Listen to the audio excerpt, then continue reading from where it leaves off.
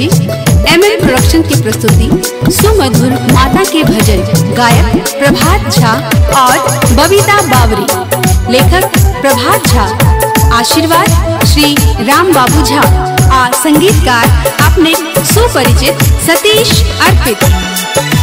सुनो माँ जग जननी है, राखू अपना शरण में। सुनो माँ जग जननी है, राखू अपना शरण में।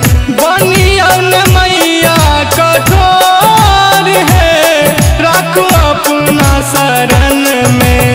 सुनो माँ जग जननी है, राखू अपना शरण में। सुनो माँ जग जननी है, राखू अपना शरण में।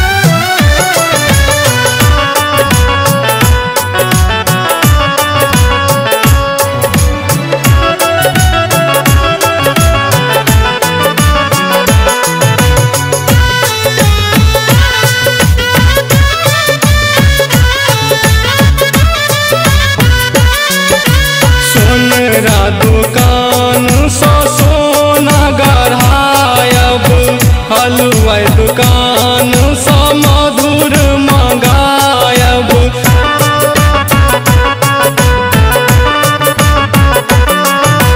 सोनरा दुकान सो सोना गढ़ायब, हलवाई दुकान सो मधुर मंगायब। भोग लगवायब नित तोर है, राखू अपना शरण में।